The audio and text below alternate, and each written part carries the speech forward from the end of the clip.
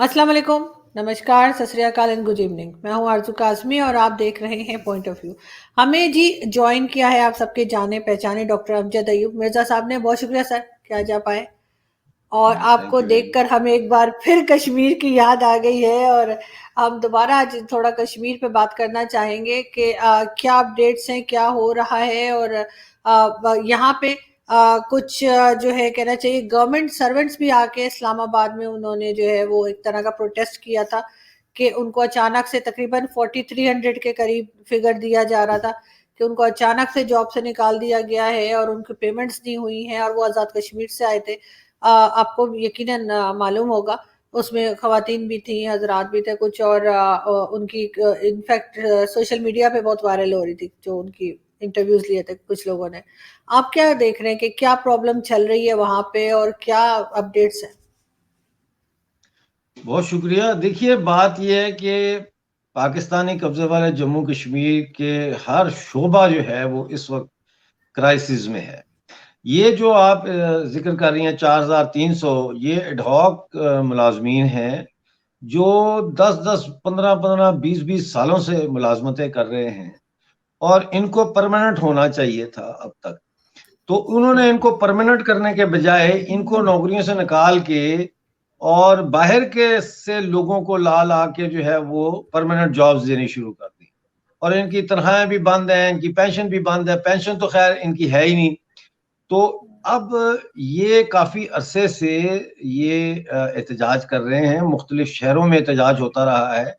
अब इन्होंने एक कंसोलिडेटेड एफर्ट की है कि मुजफ्फराबाद से इस्लामाबाद की तरफ ये गए हैं, लेकिन जिस दिन ये गए हैं उस दिन शदीद बारिश थी मुजफ्फराबाद में।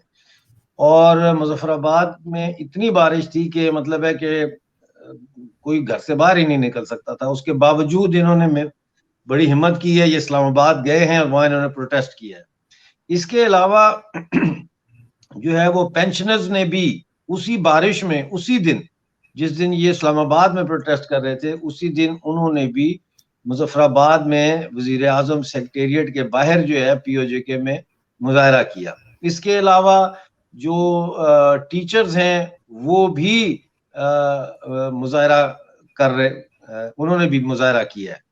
तो अब हर शोबे में मुजाहरे देखने में आ रहे हैं। इसके अलावा सिविल सोसाइटी का जहां तक ताल्लुक है, देखें पाकिस्तान ने ये किया है कि बजाय इसके कि बिजली का बिल पर यूनिट बढ़ाने के, उन्होंने उसके ऊपर एडिशनल टैक्सेस लगा दिए।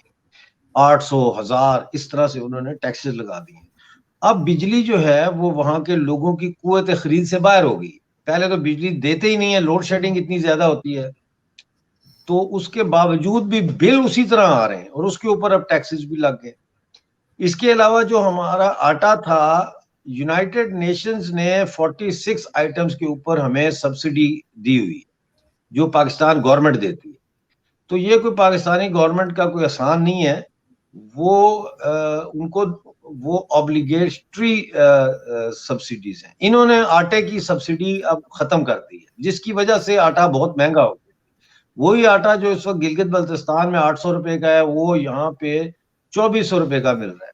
तो इसके इन सारी चीजों के खिलाफ पाकिस्तानी कब्जे वाले जम्मू कश्मीर में जम्मू कश्मीर नेशनल अवामी पार्टी और Jammu Kashmir national student federation ने एक मुजाहरा किया था और धरना दिया था। उस धरने के नतीजे में जो प्रेसिडेंट थे, उन्होंने बुलाया इन लोगों को और इनसे वादा किया कि इनके तमाम मुतालबात पूरे किए जाएंगे विद इन अ मंथ। इन्होंने कहा कि अगर आपने 1 महीने के तक ना किया तो हम फिर धरना दें। तो प्रेसिडेंट साहब जो है बैरिस्टर सुल्तान महमूद, उन्होंने तो दोबारा ना कभी इनका पता किया, ना कोई इतला आई उनकी तरफ से। तो इन्होंने फिर दोबारा धरना दिया और रावला कोर्ट में दिया और कमिश्नर के दफ्तर के बाहर दिया। 7 दिन तक वो धरना चलता रहा। उसके बाद रात को पुलिस आई, उन्होंने इनका कैंप उखाड़ दिया और कैंप उखाड़ने के बाद लियाकत हयात जो हैं इनके JK नैप के जो लीडर हैं और समझ शकील जो NSF के लीडर हैं, उनको और 6 और लोगों को गिरफ्तार करके जेल में डाल दिया। ये जो खबर है जंगल में आग की तरह रातों रात फैली और अगले ही दिन यानी 3 मार्च को बहुत सारे जगहों के ऊपर एहतजाजी प्रोटेस्ट शुरू हो गए, रैलियां निकलना शुरू हो गई और इसी तरह से कल भी निकली हैं और आज भी निकली हैं।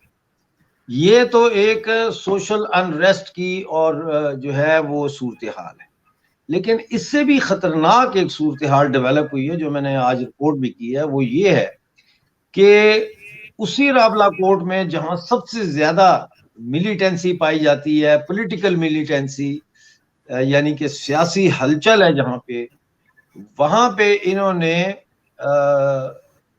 فریڈم برگیڈ 313 کے نام سے دوبارہ جہادی آرگنائزیشن کو ریوائیو کرنے کے لیے کام شروع کر دیا ہے، اور پریس کانفرنس ہوئی ہے وہاں پہ، اس میں انہوں نے کہا ہے کہ وہ اپریل تک 10,000 جہادی جو ہے تیار کریں گے اور پاکستانی فوج کے شانہ بشانہ لڑیں گے، اور اس میں کشمیر کا جو مدعا ہے اس کو بیان کرتے ہوئے انہوں نے کہا کہ کشمیر کا پاکستان کے ساتھ الحاق کے لیے ہم لڑ رہے ہیں۔ تو یہ بڑی ایک خطرناک صورتحال ڈیولپ ہو رہی ہے، ادھر لوگوں کی توجہ یوکرائن پر لگی ہوئی ہے، ادھر یہ انڈر دا ریڈار یہ کام کر رہے ہیں۔ اور پھر یہ ویڈیو بھی میں نے دکھائی ہے آج اپنے پروگرام میں، جس میں پاکستانی فوجی سویلین کپڑوں میں ینگ لڑکوں کو گولی چلانے کی ٹریننگ دے رہے ہیں۔ تو کام وہاں پہ شروع ہو چکا ہے، اور ہمارے نوجوان جو ہے ان کو بجائے روزگار دینے کے، بجائے ہمارے آٹے کی سبسڈی کو بحال کرنے کے، بجائے کوئی ہسپتال میں کوئی فیسلٹیز دینے کے، وہ ان کے ہاتھ سے قلم چھین کر ان کے ہاتھ میں بندوق دے رہے ہیں ایک دفعہ پھر، اور 88 89 کی صورتحال دوبارہ پیدا کرنے کی کوشش کر رہے ہیں۔ یہ تو تازہ ترین صورتحال ہے۔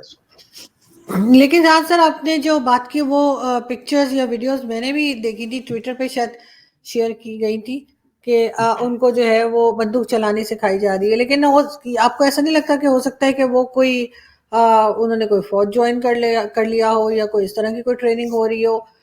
مطلب اس کو کسی نیگیٹو اس میں ہی ہم کیوں دیکھ رہے ہیں؟ کیا اچھے سے ہمیں یہ معلوم ہو سکا ہے کہ وہ آخر چل کیا رہا تھا وہاں پہ؟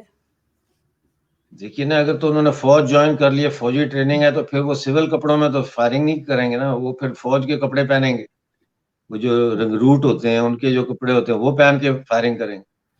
تو یہ تو فائرنگ جو سکھائی جا رہی ہے اس کے آگے لکھا ہوا ہے شوٹ ٹو کل، یہ تو جو ہے وہ اور طرح کی ٹریننگ ہے، یہ اس طرح کی ٹریننگ نہیں ہو رہی جو آپ جس کی طرف اشارہ کر رہی ہیں۔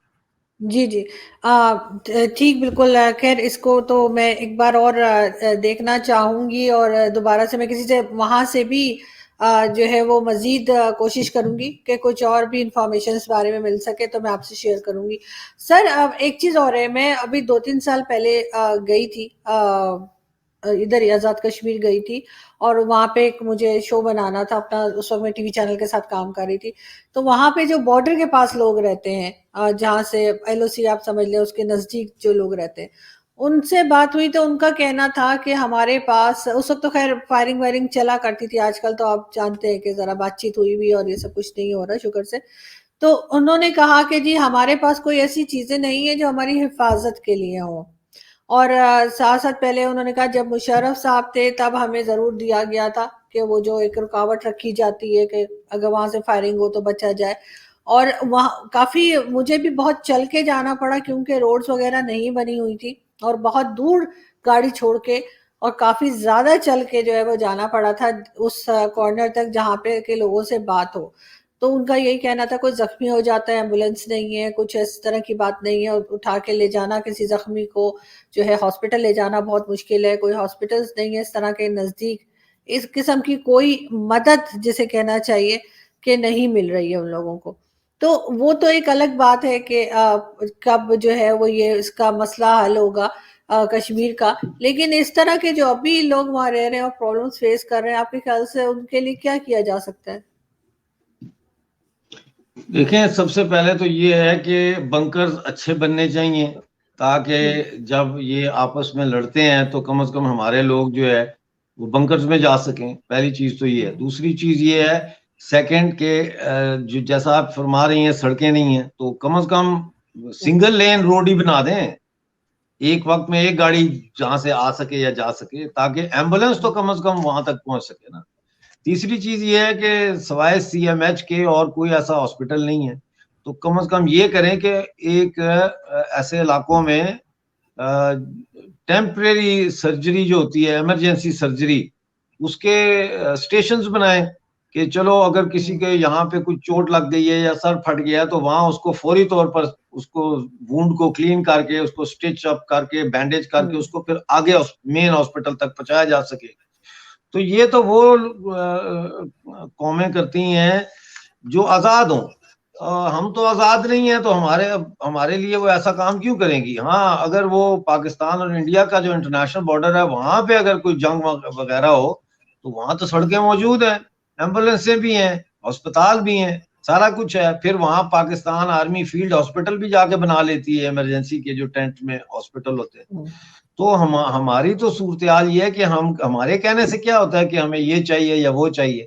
یہ تو ان کو پتا ہے کہ ہمیں کیا چاہیے, لیکن یہ دیں گے نہیں کیونکہ یہ چاہتے ہیں کہ انڈیا پر جب یہ بمباری کرتے ہیں اور انڈیا جب جواب میں ریٹیلیٹری فائر کرتا ہے, یہ چاہتے ہیں کہ ہمارے لوگ مریں تاکہ یہ دنیا کو دکھائیں کہ دیکھو جی انڈیا نے یہ لوگ شہریوں پہ بمباری کی اور یہ شہری مر گئے, بھلے یہ خود ہی ان کا بارڈر پار کرنے سے پہلے ہی گر جائے گولا, لیکن یہ پھر دکھاتے ہیں. تو اس لیے یہ نہیں چاہتے کہ ایسی کوئی حفاظتی چیزیں ہوں جس سے ہم لوگ بچ سکیں. جی لیکن سر ایک چیز اور بھی وہاں پہ تھی سر, موبائل سروسز بہت خراب تھی اور آلموسٹ نہیں چلتی تھی. جیسے آپ آپ کو ایمرجنسی ہو جائے, کوئی کانٹیکٹ کرنا چاہے تو موبائل سروسز نہیں تھی, بلکہ ایک کمپنی جو ہے اس نے تو باقاعدہ کہا کہ جی آپ ایک ویڈیو بنا کے اور وہ لگا دیجئے اپنے یوٹیوب چینل پہ کہ جی ان کو روکا جا رہا ہے اور ان کے ٹاورز نہیں لگانے دے رہی گورنمنٹ. تو وہ بھی خیر ہم نے بنا کے لگا دیا تھا, وہ بھی اگر کوئی دیکھنا چاہے تو چینل پہ مل جائے گا. وہ میرے خیال ہے اس کو بھی 6-8 مہینے ہو گئے کرے ہوئے. تو لیکن یہ اس طرح کی باتیں یہ کر رہے ہیں کہ نہ کوئی ڈیولپمنٹ ہے, نہ کوئی موبائل سروس چل رہی ہے, نہ سڑک بن رہی ہے, نہ کچھ ہو رہا ہے. اور دوسری طرف ہم دیکھتے ہیں تو وہاں پہ ڈیولپمنٹ بھی ہو رہی ہے, وہاں پہ مالز بھی بن رہے ہیں, سب کچھ ہو رہا ہے, اور پھر یہ کہتے ہیں کہ ہم نے وہ حصہ بھی لے لینا ہے. تو اگر کوئی کام نہیں کریں گے, یہاں پہ کوئی چیز بنائیں گے نہیں, کچھ لوگوں کو دکھانے کو نہیں ہوگا, تو آپ کے خیال سے پھر کیسے لوگوں کو یہ یقین دلا سکیں گے کہ ہم بہت بہتر خیال رکھ سکتے ہیں کشمیر کا؟ دیکھیں, پہلی بات تو سمجھنے والی یہ ہے کہ ہندوستان جو ہے وہ ملک نہیں ہے, بر صغیر ہے, اور اس کے اندر 28 ریاستیں جو ہے as a state with state states 28 ریاستیں اس میں موجود ہیں, 6 یونین ٹیریٹریز ہیں. ٹھیک ہے, تو ہر اسٹیٹ کا بھارت کی جو سینٹرل گورنمنٹ ہے, اسٹیٹ ہے, اس کے ساتھ معاہدہ ہے کہ ہمارا کیا اس یونین میں رہنے کا ہمارے یہ معاہدہ ہے کہ یہ ہمارے کسٹم ڈیوٹی یا جو ہے وہ ٹیکس کا یہ سسٹم ہوگا, ایکسیٹرا ایکسیٹرا.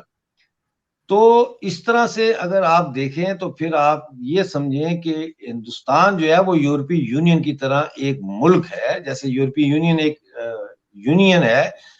بھارت کی کو بھی انڈین یونین کہا جاتا ہے, انڈیا کی یونین کی ریپبلک ہے, وہاں کی جو گورنمنٹ ہے اس کو یونین گورنمنٹ, مطلب وہاں پہ یونین منسٹر ہوتا ہے باقاعدہ, جو پورے یونین کے تمام اسٹیٹس اور یونین ٹیریٹریز کو دیکھتا ہے.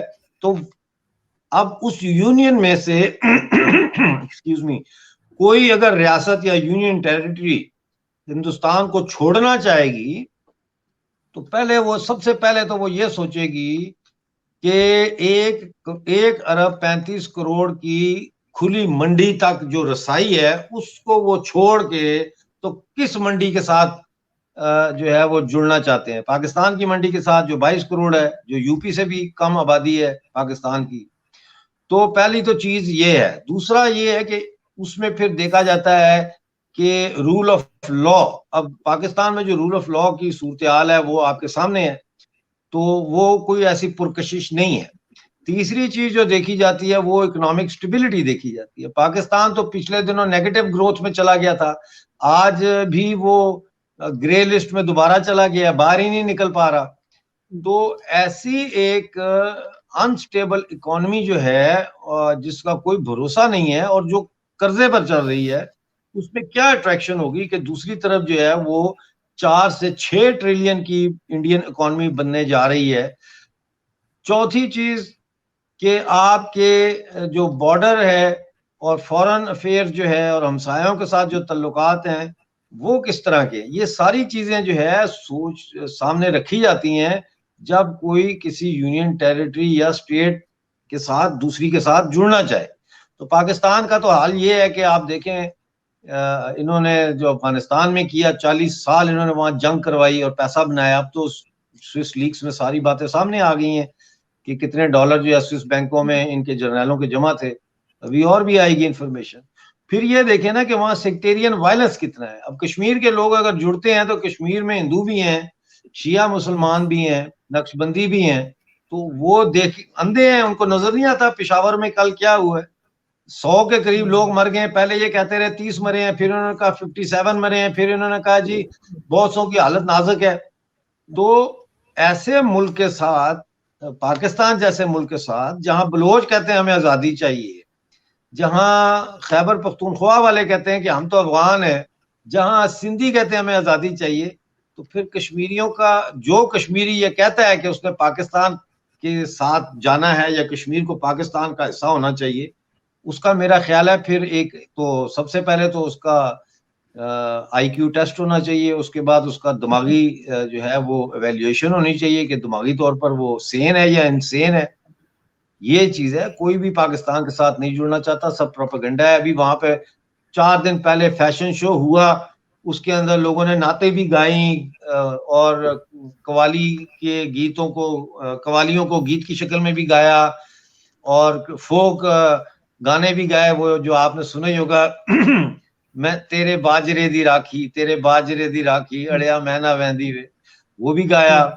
اور پھر وہ بھی مطلب ہے وہاں پہ بڑا وائبرنٹ ہے سسٹم, لیکن پاکستان اس کو دکھاتا نہیں ہے.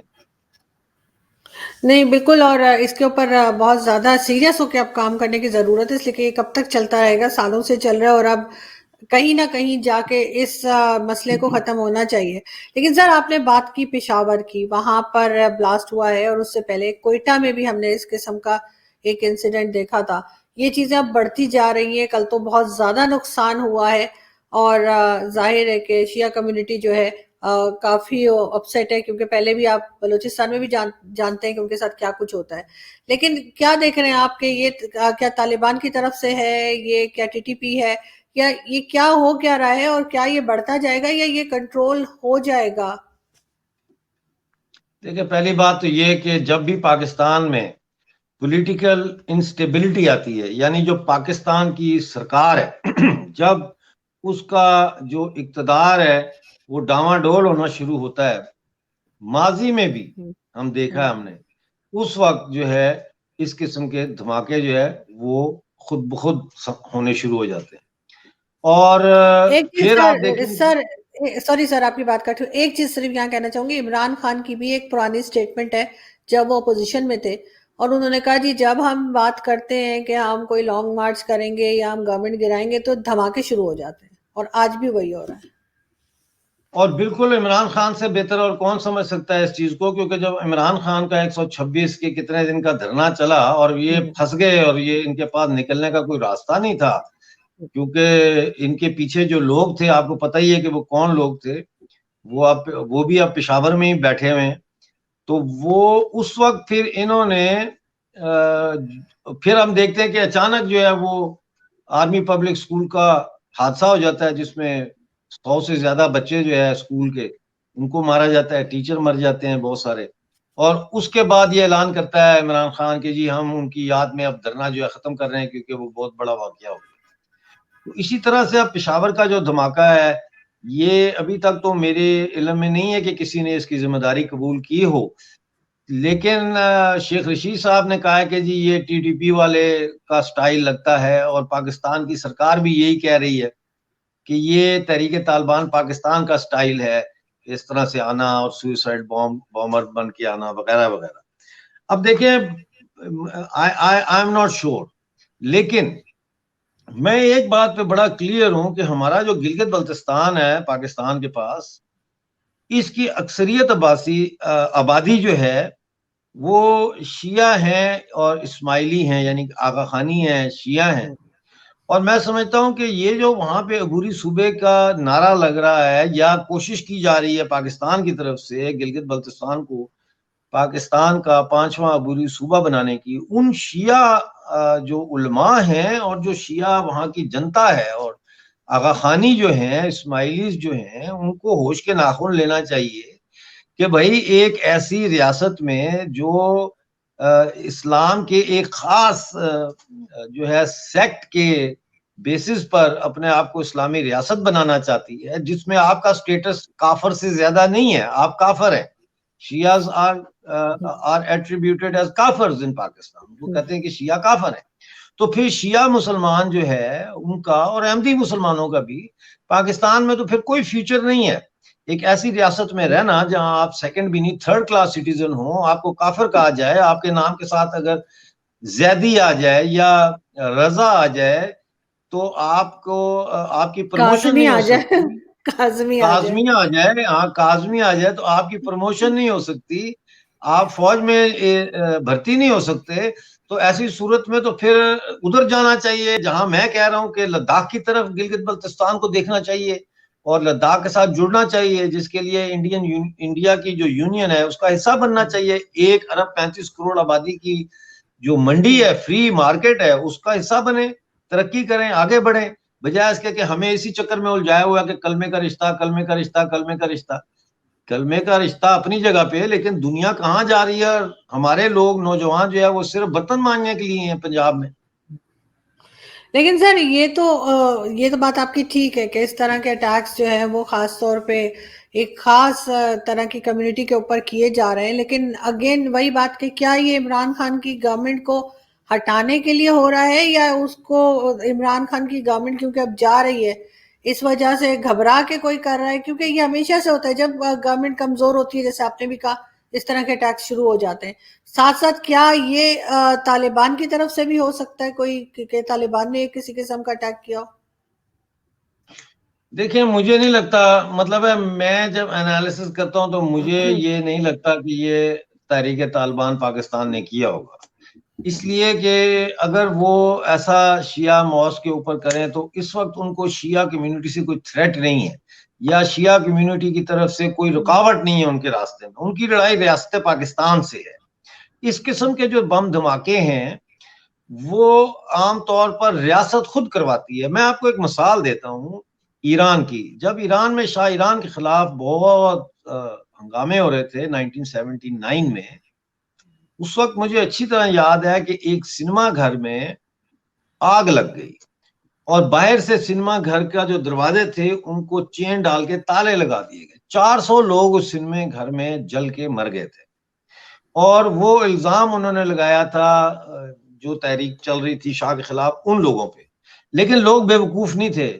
لوگوں کو پتہ لگ گیا کہ یہ خود شاہ نے کروایا ہے، اور اس کے بعد پھر وہ شاہ کا جو ہے وہ ڈاؤن ہل ہی گیا سارا کام. تو یہ اس وقت اگر آپ ان لوگوں کو سنیں کہ یہ کیا کہہ رہے ہیں، سرکار کے لوگ، شیخ رشید کیا کہہ رہا ہے، عمران خان کیا کہہ رہا ہے، تو یہ لوگوں کو ڈرا رہے ہیں کہ دیکھو پاکستان میں دہشت گردی پھر بڑھ گئی ہے اور یہ ہے اور وہ ہے اور سیکیورٹی کا مسئلہ ہو گیا ہے. لوگوں کو خوفزدہ کر رہے ہیں، لوگوں میں ایک جسے کہتے ہیں انسرٹینٹی پیدا کرنے کی کوشش کر رہے ہیں، اور اپنے سروائیول کا کہ بھئی فوج جو ہے وہ آئے گی اور فوج بچائے گی، اور مطلب یہ سارا بیانیہ. تو یہ عام طور پر اس طرح کے دھماکے جو ہوتے ہیں یہ سرکاریں خود کرواتی ہیں. بالکل، لیکن ابھی خیر سرکار مانے گی تو کبھی بھی نہیں کہ خود کروا رہی ہے، ظاہر ہے ادھر ادھر ہی رخ موڑنے کی کوشش کرے گی، لیکن جو بھی کروا رہا ہے جانے جو ہیں وہ معصوم لوگوں کی جا رہی ہیں. اور آج بھی ہم دیکھ رہے ہیں کس طرح کی پکچرز ہیں، چھوٹے بچے بھی موجود تھے، بڑے بھی تھے، بہت افسوسناک. اور بہت افسوسناک ہے. اور جمعے کی وجہ سے بہت زیادہ رش بھی تھا. تو کہیں نہ کہیں جا کر جو ہے ان لوگوں کو عقل کے ناخن لینے چاہیے، اور اس طرح سے معصوم لوگوں کو اپنے پالیٹکس کے چکر میں معصوم لوگوں کی جانیں نہ لیں. بہت شکریہ سر کہ آج آپ نے جوائن کیا. تھینک یو سو مچ. بہت شکریہ. Thank you.